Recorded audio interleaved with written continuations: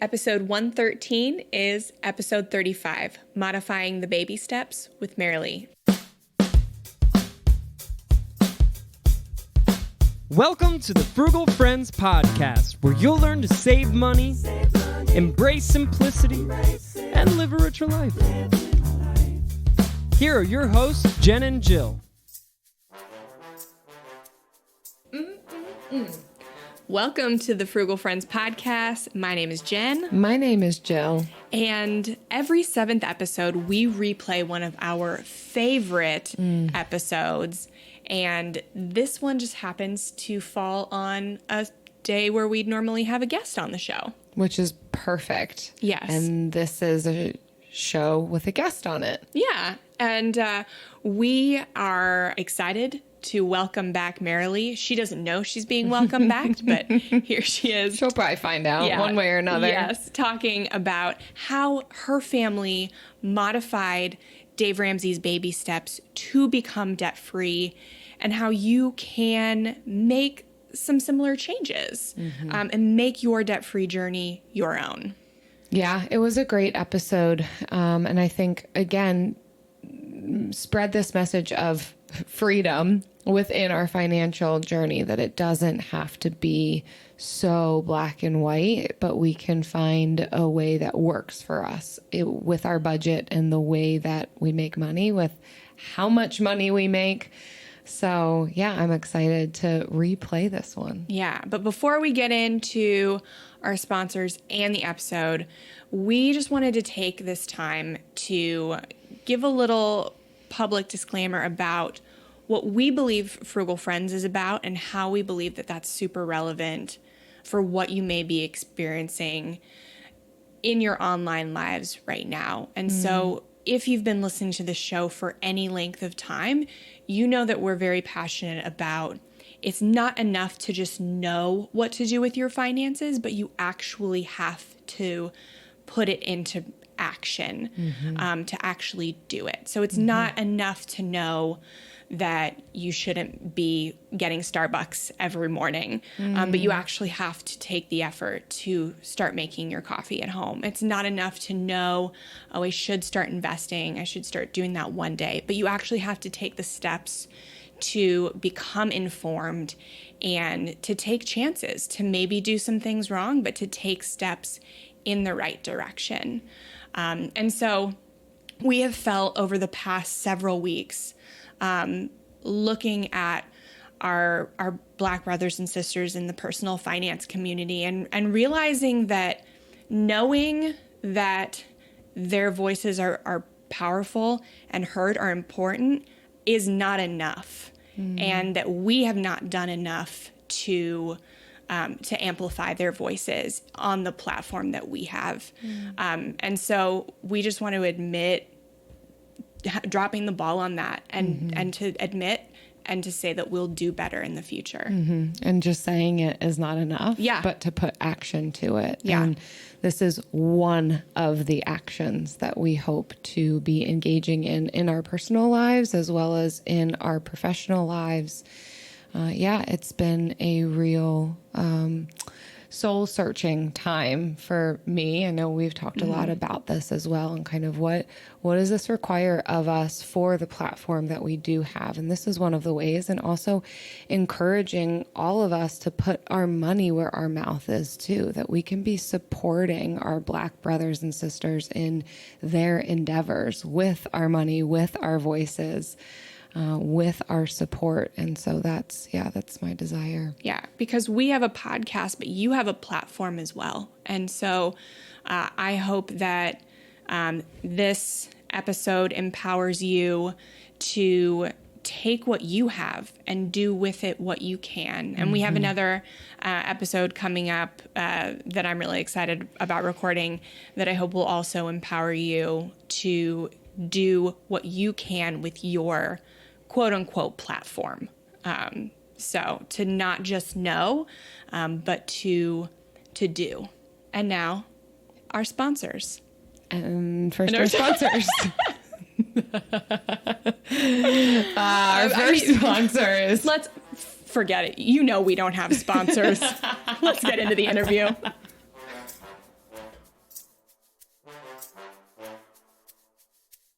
Merilee, so great to have you on the podcast and really excited to talk about some of your debt payoff journey. We are a little bit long overdue to talk about this on the podcast. So I'm sure a lot of our listeners are going to be super stoked to hear about your journey. So let's start at the beginning. I mean, not like the real beginning, not like birth, unless that's where it starts. But when You were and like, how came out of the womb with debt. yeah. They're like, oh man, gotta get going on this thing. I don't know, maybe. But tell us, give us some background. Like, when and how did your debt-free journey start? Yeah, so my husband and I had both been graduated from college. I had been graduated for a couple of years, and my husband had been graduated for about 8 months. And the thing that really got us kind of kicked into gear was that I reread The Total Money Makeover by Dave Ramsey. So that's a book that I had read several years before when I was a freshman in college. But then I didn't have any debt then, and so I just didn't think much of it. So I reread it, and what happened was we had a credit card, and we were paying it off every month. But there was one month where my husband purchased something that was too expensive for us to pay off that month. Uh-oh. And oh man, I hated how it felt. It felt so wrong. And so I reread The Total Money Makeover and just went crazy. I didn't like how it felt. I knew we had all these student loans that we had carried with us from college. And so that was the real event that got us kind of kicked into gear and started our debt-free journey. So within a few weeks after that, we were making payments on our debt, extra payments. Wow. Was your husband on board right away, or did that take some convincing? I think he was on board pretty quickly. He and I were different in our approach to money, and hopefully I'll get to talk about that a little bit later, but he's much more entrepreneurial in the way that he thinks. Okay. And he's much more liberal with the way he handles money and the risks he's willing to take.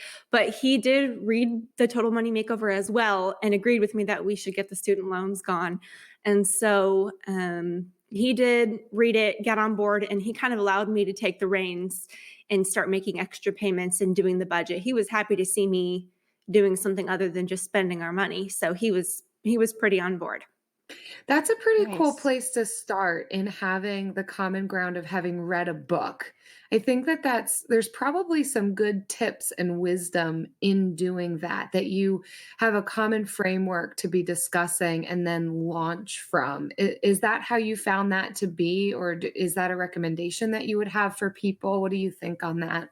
Absolutely. If you can get your spouse to read a book or read that book, then I think that that's a terrific place to start. My husband is frequently suggesting books for me to read, that, investment books or all types of things that he wants me to understand where he's coming from. So I think that's very, very useful if you can get your spouse or significant other to read a book to get on board. Yeah. The Total Money Makeover was how we got on board together. And my husband is not a big reader, but the Total Money Makeover is written in a way where it's got stories sprinkled in and it's more visual. So it's really, you don't have to read the whole thing like a novel to get the big picture. So that was really helpful for him. So yeah, I totally agree with that. Or there's audiobooks or podcasts. Yes. Yeah. Plug ourselves. Yeah. There's all sorts of resources. I think I actually read it on my phone. There's like an app where you can read free books online. And so I think I actually reread it on my phone, and then I purchased the paperback copy for my husband to read. It doesn't really matter how you access the information as long as you access it. So Exactly. Yeah. We talked about in our library episode, the apps Libby and Hoopla have a ton of ebooks and audiobooks. So I'm sure you can find it on one of those. Yeah. But going back, so you mentioned your approaches to money, they were different. Expound on that a little. So I would consider myself neither a spender nor a saver. Or him. I can't really say that either one of us is strongly one or the other. We're both kind of both. But my husband is just so risk tolerant. He will put anything out on the line, and he believes in himself. He's a really hard worker. He's really smart, but he just has a very high tolerance for risk. So he's willing to do things with our money that I'm not.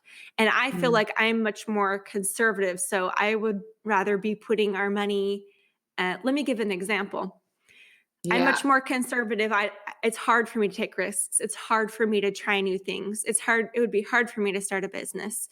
So for an example, I would, at first thought, put our money in a 401k because to me that feels safe.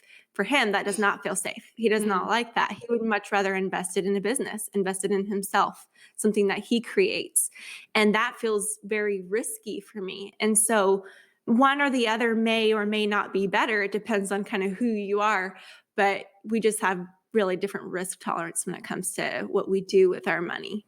Wow, I really like the way that you're describing that it's not like, oh, then you just said one's not necessarily better than the other, that like this is how he is. He's risk tolerant, he's entrepreneurial, you are more conservative, he's more liberal. And I think it's really dignifying to not place like a good or bad on either one, but just to recognize this is where we both are. And so, yeah, probably Jen, you had a question about how do you negotiate that? Yeah, because it is great because it's hard for the person on one side to see the point of view of the person on the other side. So I'm really interested to how you guys got to this mindset. It's very tricky and we're still navigating it. I think we'll be navigating it our entire lives.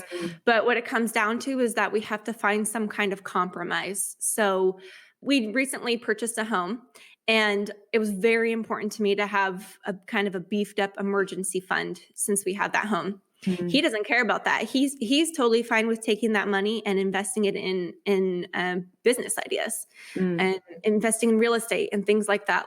He has a lot of great ideas, but for me that feels safe, and he respects that, so he's allowing me to do that. But now we have this other big chunk of money, and I say to him, I would rather take this money and put it in a 401k, but I respect you and your opinions and beliefs and desires. So we're going to take that big chunk of money and it's yours. Put it where you think you can do the best with whatever investment or idea that you have. So we have to both allow each other to take chances and to take risks and to do with whatever chunk of money we think is best. And that's what we're trying to do right now. But I think we'll always be, trying to compromise with each other about that. And there's foundational things of respect and believing the best in each other that are coming out in those decisions, and as we talk about and harp on episode after episode, it's not just about money. It brings out other value systems and how we relate and all these things. So yeah, for you, I see a lot of this respect for one another, even in finances coming out in this, which is amazing. That compromise, recognizing that it's going to be a lifelong journey and it's not just discovered and here's the magic thing that you implement when you've got these two people coming together with their finances. So it's really helpful. Thanks for that input. And I should also add that is not always so easy and simple. Sometimes there's disagreements and sometimes it takes us weeks or there's a standoff on what to do with money. It's really not so simple and so cut and dry, but we're trying to work through it. So that's what we'll always be, just trying to work through it and solve each problem as we come to it. And I hope that we can balance each other out. Yeah. Even in a debt-free journey where you're trying to pay off debt fast, it's worth it to take the time to figure these things out because, a marriage and a life and money in general, those are lifelong things. Paying off debt doesn't last forever. So I love that. I agree. Yeah. But it also makes me think of, over this time, kind of what struggles have you faced and overcome? So in regards to this specific issue, like how we just see money differently kind of thing? Anything. I feel like that would be a big source of it, but it obviously doesn't have to be. Yeah, that has been a big thing. I think a few months ago, we kind of got to this place where we were paying off debt really rapidly, very intensely.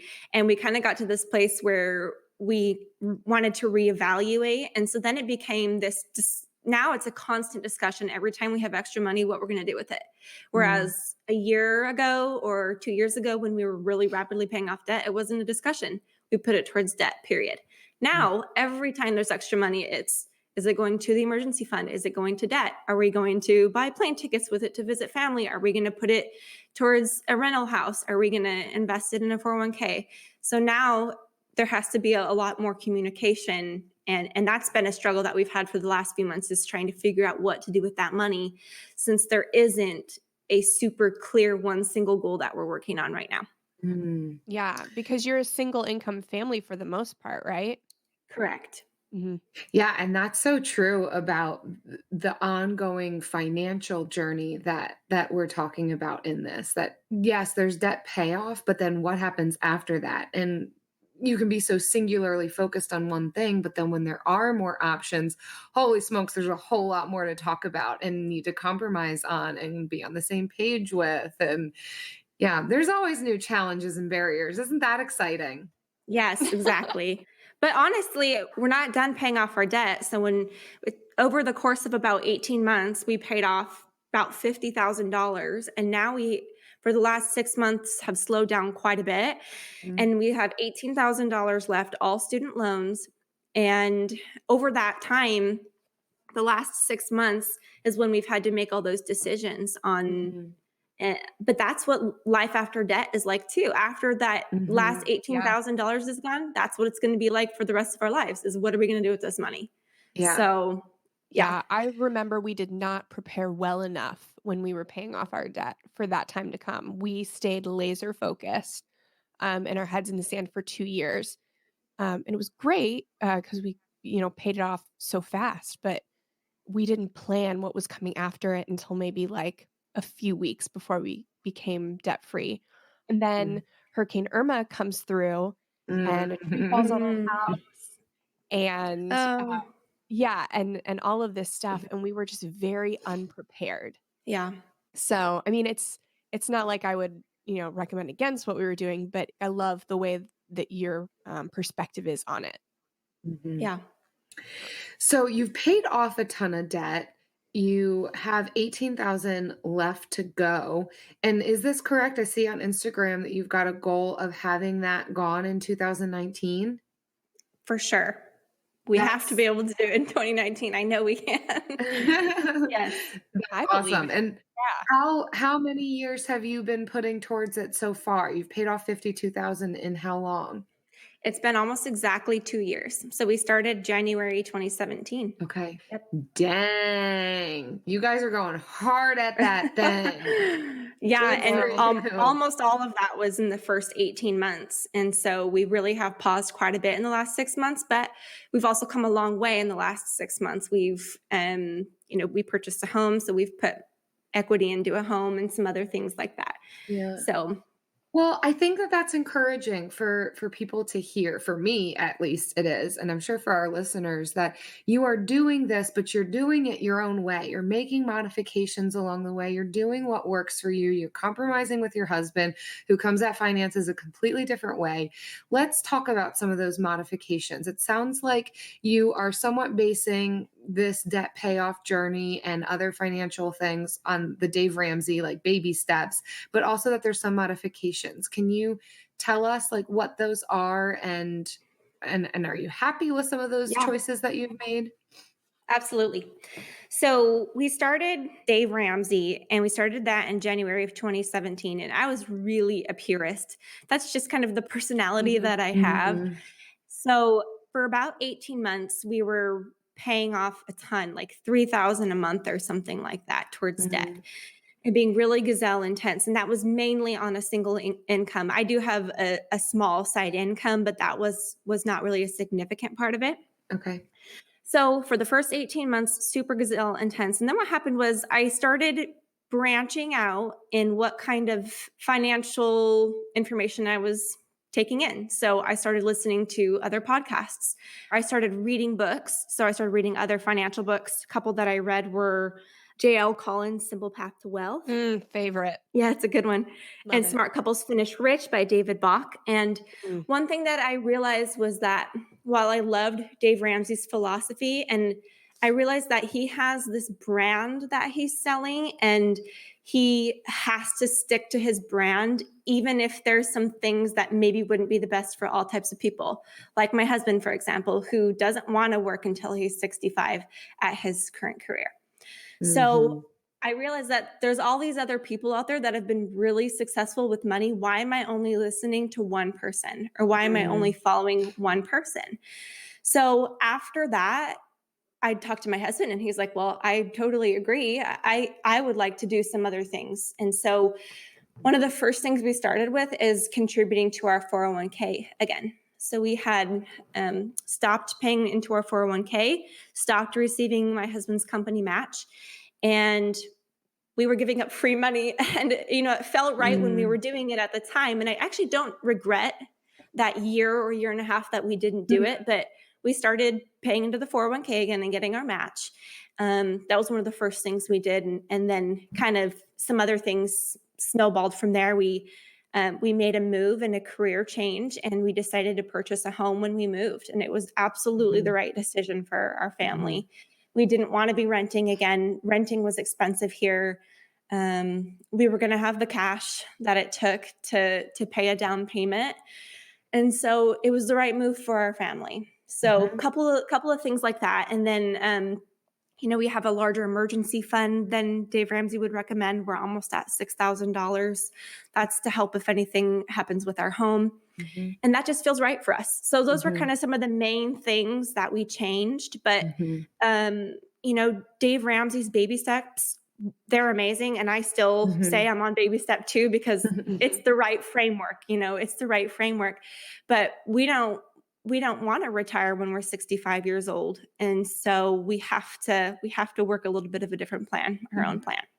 Yeah, it's cool to hear you say that you saw value in sticking laser focus to one thing. But then once you got comfortable with that, saying, hey, there can be more voices in this pot. I can decide for myself.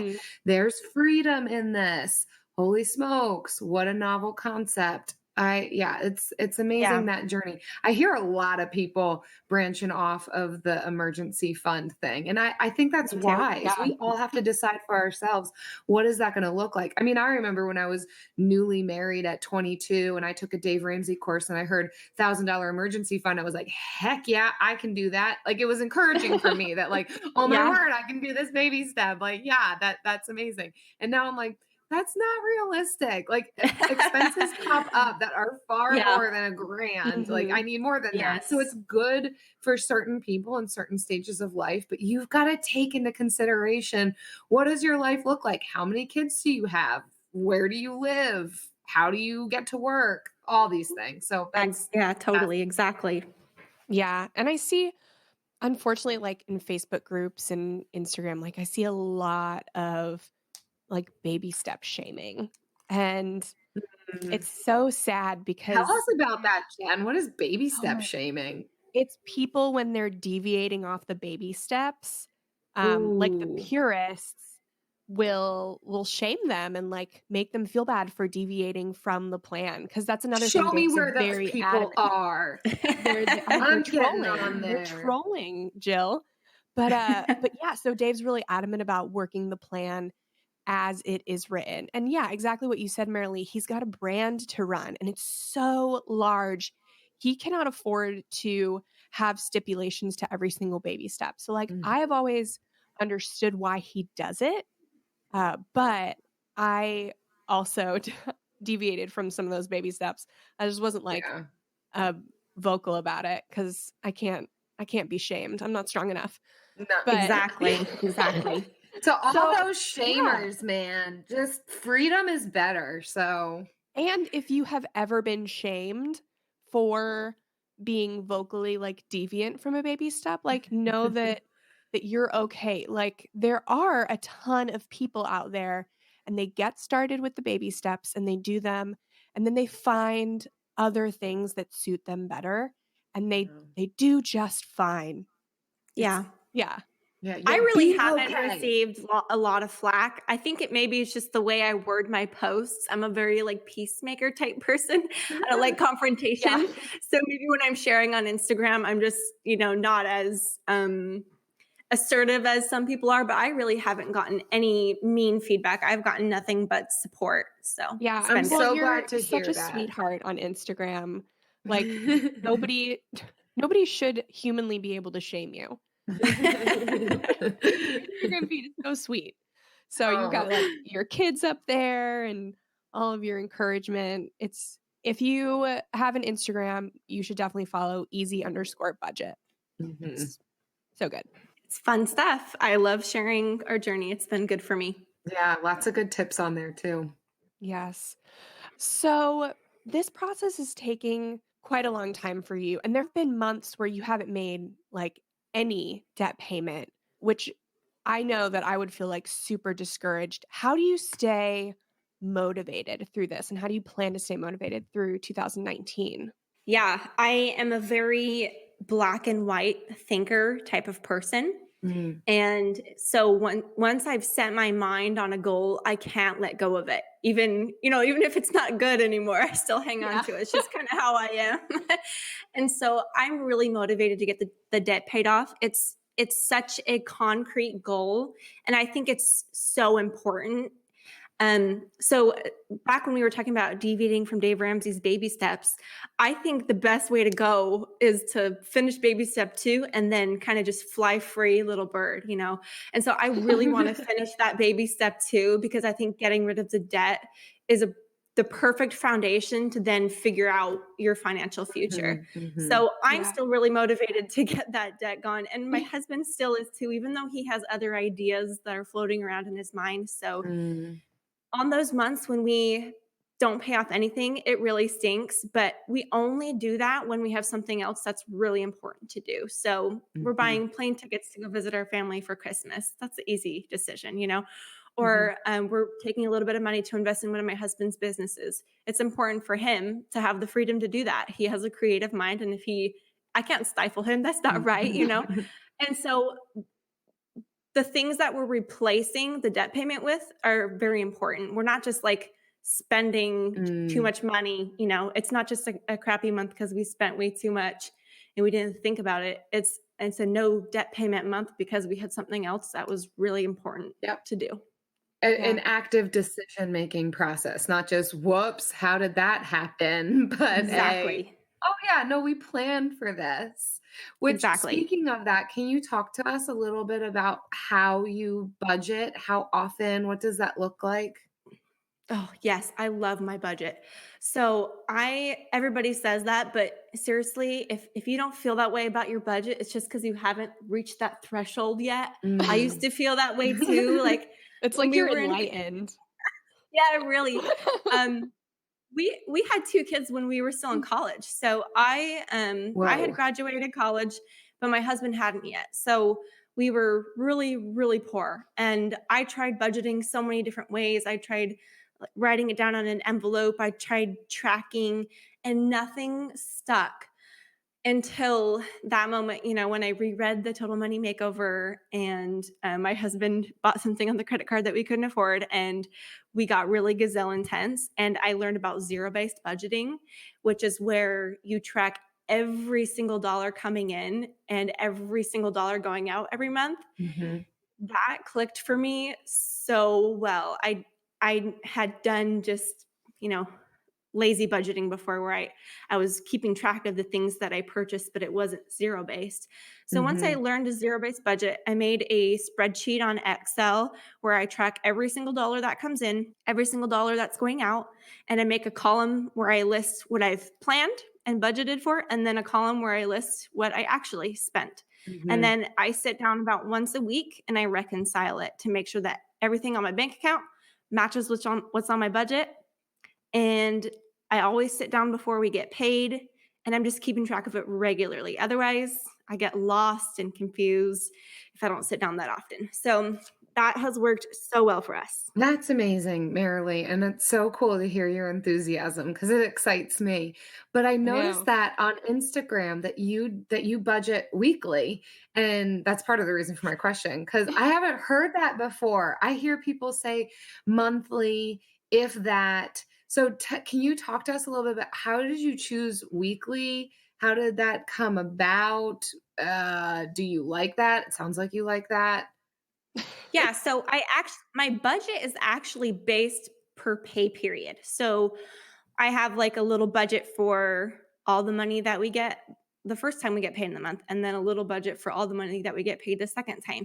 But I actually sit down and reconcile it every week. So I'm not actually like creating a new budget every week. I'm just sitting down to make sure everything is squared away once a week. If I do it less than that, like once a month or every 2 weeks, there's so many charges coming in and out that I just get lost and confused, and I forget what certain things were, and it just messes up the whole thing. I can't zero it out.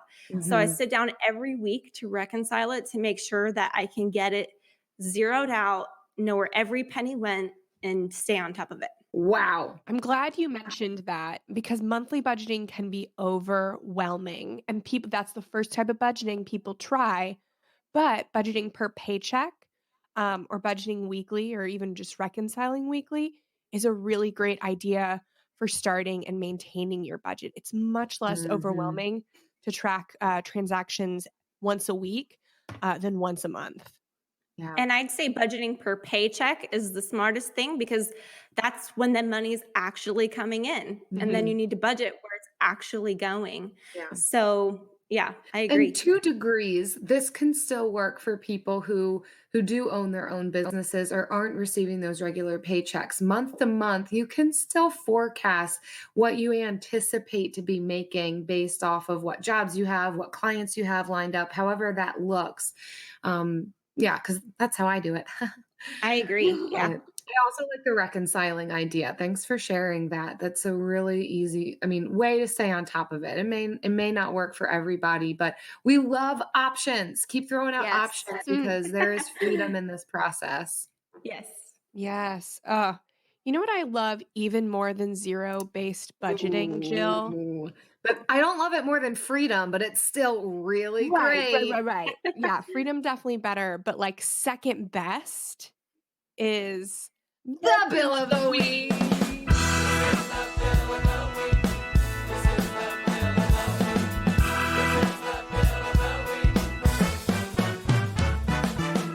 That's right. It's time for the best minute of your entire week. Maybe a baby was born and his name is William. Maybe you paid off your mortgage. Maybe your car died and you're happy to not have to pay that bill anymore. Duck bills, Buffalo Bills, Bill Clinton. This is the bill of the week. Merilee, every week we have a listener who shares with us their favorite bill of the week. And as a guest on the show, we'd like to invite you to share your bill.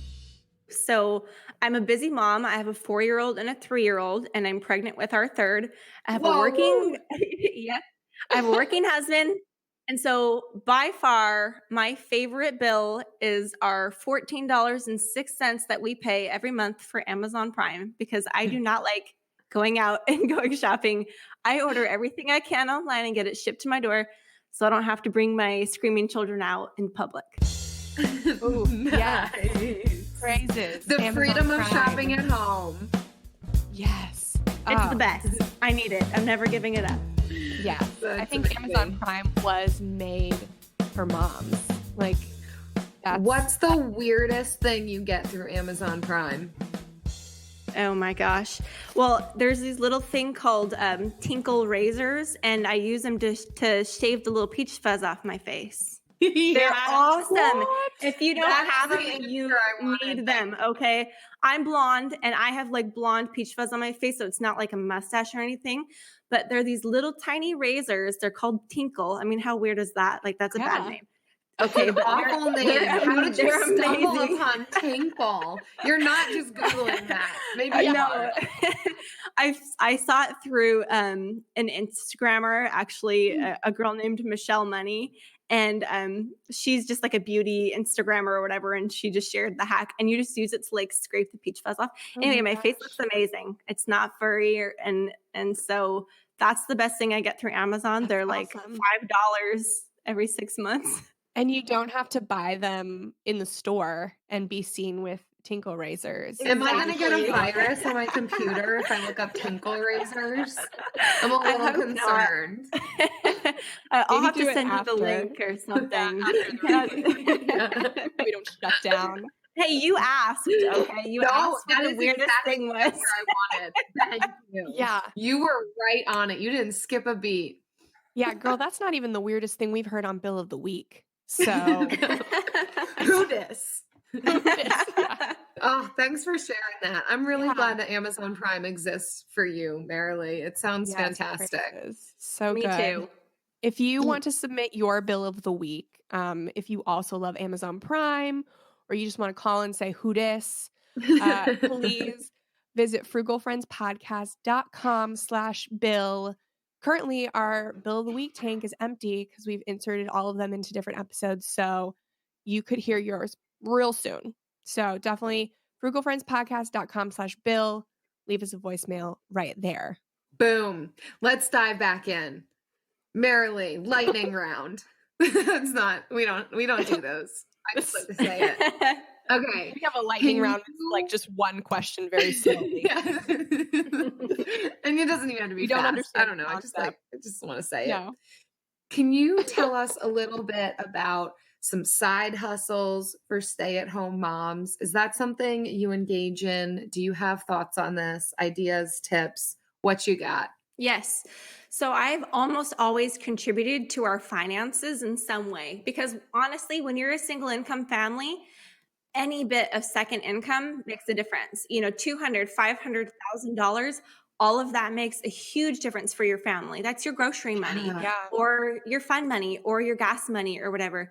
So I was working at a full-time job when my first son was born. Then after I quit to be a stay-at-home mom, I started nannying. That was one thing I did. So I brought my little guy with me and I worked for a family who just needed help with their son in the summer and for after school care. And I made pretty good money doing that.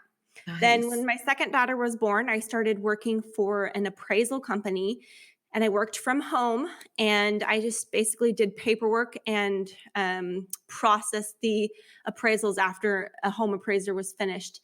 And I did that for 2 years and I made probably about $500 to $800 a month doing that. And that was just based on the workload that I took on.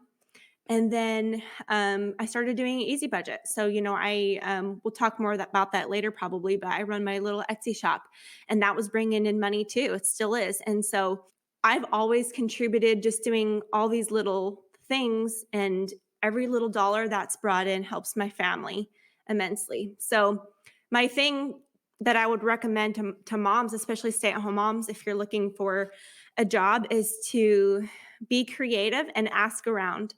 The way that I got that little appraisal job, which was awesome, was through a friend. And it was just a random little side job that only a couple people would hear about by word of mouth. But ask around on Facebook, let people know that you're looking for something from home, and you'll be surprised what you can find.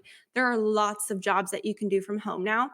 Yeah. And, you know, word of mouth is the best way to find those little gems. Yeah, that's great. Can you talk a little bit about how doable, how feasible, how reasonable is it for you to do some of these side things at home? Yeah, that's nice. It provides some flexibility, but you're still working. So what does that look like when you've got two kids, like two almost like pretty much toddlers, and then growing another human inside of you, which I'm sure takes energy?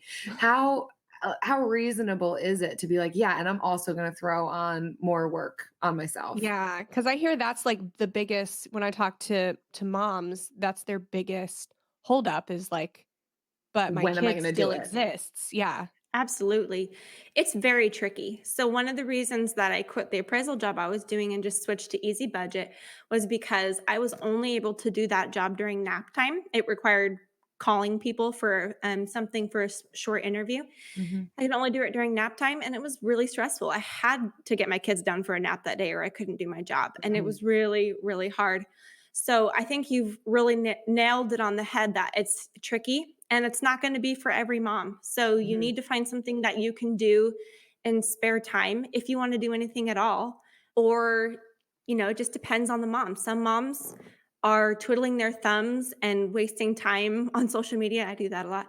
And they have time. They have time and they want to be productive and they want to feel like they're contributing and they want to use this creative energy that they have. And a side hustle is perfect for that kind of mom. If you're a mom that's barely keeping your head above water and you've got one or a bunch of little kids around and you're just, you can't fathom having a Yeah. side hustle, it's not for you. What you do Mhm. is plenty. It's enough. It's very important. Kids need attention. They need time. They need love. And that's plenty. So just depends Mm. on what kind of Yeah. mom you are, what season of life you're in. Again, freedom. Something that comes to mind for me here is that there's different seasons and there is different capacity. Some people do have capacity for a lot in their life, more than others. Okay. So that's like on the table, but also different seasons. So I'm sure that once this third child comes into this world, like that's going to make some shifts for you and for others. It's different when your kids are at home versus when they're in school and all of these things. So just, yeah, I mean, again, freedom for everybody, but like for moms too, because I know that this can be like, well, what is other moms doing? And why can't I do enough? And why can't I? Da, da, da, da. So this is just offering options. But yeah, the different seasons and the different capacities is a really big thing here. And what you said that if this may not be for everybody. So don't feel like you're listening to this and that there's more pressure or shame to like take on something more. I Yeah. totally agree. And, most of what I was doing was out of necessity. When we were those first couple of side hustles, we were so poor. We were in college and my husband couldn't work. He was an engineering major. We needed money or we weren't going to eat. And so that's how desperate it was. Mm, Now it's less yeah. desperate, much Mhm. more flexible. So the seasons, they make a huge difference in what you're capable of doing. I totally agree. Yeah, Nice. there's this Instagram post running around that says women are expected to work like they don't have children and raise children like they don't have jobs. Yes, And totally true. it's like you don't have to do both. There's grace and freedom. So I love your perspective on that. And I hope all Mhm. moms hear that and just realize like where you are right now is okay. And if you want to be somewhere else, then you can do that. But if you can't, then don't feel pressured to. Don't feel Mhm. guilty. Find what works for you, and what works for you may change next month. Amen. Okay. So, Merilee, tell us about Easy Budget and your Etsy store. You got some cool stuff in there. Yeah. So when we started our debt free journey, we realized that I was a very end driven person. So I needed to know when our debt was going to be paid off, or I couldn't even start this thing. So my husband, he's a genius. He's an engineer. He's like, I can whip up a calculator spreadsheet that can calculate our debt payoff. And I was like, okay, sure. So he did, and it was amazing. And Mm. and we were able to plug in all of the extra debt payments that we wanted to make. We were able to plug in how much we wanted to pay towards debt every month, and it told us when we would be debt free, and that end goal was so motivating for me. It's like I compare it to trying, going out running and not knowing how far you're going to run, or like running a marathon but you don't know if it's going to be 30 miles or 10 miles. It makes a Mhm. difference. And Yeah. so knowing the end made a huge difference for us. And so then my husband's like, hey, we can market this. Like, people need a product like this. There's nothing really good online that really works Look at for that entrepreneurial husband oh, coming it's into him. I play. know. He never stops, you guys. He's a serial entrepreneur. So Most he's of like, them are. that's Yep. very true. Enjoy that life. You've got a So friend. I started my Instagram, where I basically just started sharing our journey, and then I started sharing the calculator too. And one of the reasons I decided to put it on Etsy and charge people for it and not just make it a free resource was because, first of all, side hustle. Second of all, I don't have a blog or anything. All I have is my Instagram. So I don't have affiliate income or anything like that. And because people really value what they paid for. If you get something for free, or it's free, you might never open it. You might never look at it. You might spend 1 minute tinkering with it and then throw it away. Once you've paid for something, you value it. You want to use it. You want to make sure it works. And that's the kind of thing that I think helps people. So I think I've gotten more people to look at it, more people to use it, and actually help more people pay off their debt by charging for it on my Etsy. Yeah, and Yeah. it's inexpensive for what it's providing. It's great. Yep, Yeah. it's only $10, so very Mhm. cheap, and it's just kind of a neat little tool to have in your armory when you're paying off debt. Yeah, it's That's fantastic. awesome. Yeah. So if you're serious about paying off your debt and you need a good debt snowball calculator, we will have Merilee's Etsy store link in our show notes, and definitely go pick that up. Yeah, you can find us Easy Budget on Etsy and easy_budget on Instagram too. Yes, definitely check both of Awesome. those out. And thanks so much, Merilee, for hanging out with us. This has been super fun and enlightening, and I've loved it. And encouraging. Yeah. You guys are fun. I need to do this more often. It's just fun to have somebody to talk to. You're welcome to do it. There's some adult quizzes, kids are in bed. It's fun. It is fun. This has been great. Thanks so much for having me on, you guys. Thanks for joining us, Merilee. Yes. Thank you so much for listening to our interview with Merilee. I hope if you didn't catch it the first time, that you got something out of it. And if you did, that maybe you took away something new. And that's what there is to say about that. That's what I have to say about that. We also want to continue thanking all of you who are listening to us and for your kind reviews on iTunes and Stitcher, like this one. This one's called Frugal and Fun, and it comes from Mary. She says, I love that Jen and Jill provide great advice about frugality in a fun and relatable way. I also love that they make a clear distinction between being frugal and being cheap. Great podcast for a woman in her late 20s who is trying to make smart choices with her finances. Yes, Mary. So helpful, Mary, to know who this podcast is great for. Yes. So others who are in their 20s can know they might get some good tips. Yeah. Even though we're out of our 20s. We are out of our 20s. Yikes. But we can still talk to you. We can think still be about it. friends, right? We can still be cool. We also want to thank our friends who shared these episodes on social media. So if you've been sharing on Facebook or Instagram and tagging us at Frugal Friends Podcast, send us a screenshot or just make sure we get it in our social media tags so you can be entered for a $10 Amazon gift card. And keep leaving us your reviews on iTunes or Stitcher and screenshotting those reviews and emailing them to frugalfriendspodcast@gmail.com. Don't forget to tag us. Both ways enter you into our drawing for $10 Amazon gift card. Who doesn't want that? We will see you next week with a really awesome episode. I'm sure you're sitting on this side of your seat in your car. Just the side of it? Side. No longer just the edge. the side of it. Wow. That's it. Bye. Frugal Friends is produced, edited, and mixed by Eric Sirianni.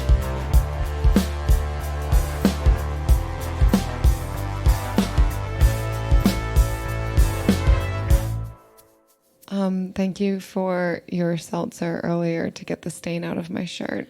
You are welcome. Yeah. It did get the stain out, mostly. Mostly. Jen, literally, I got raspberry vinaigrette salad dressing on my white shirt, and Jen very quickly offered me the very beverage she was currently drinking, which happened to be a seltzer, which I guess could get stains out. I think And I soda took water it and does I poured that. it on my white shirt. I could be wrong. Yeah. But I thought that's No, I happened. club soda is often used to get stains out, and it I get it. What your mind went to, that's probably the same thing. Yeah. 0 calorie, zero Pretty sweetener. similar, although I am seeing a bigger stain around here. It looks like a shadow, Yeah. I think. Well, it's all dried up now. We're ready for video on our next episode. Yay. Bye.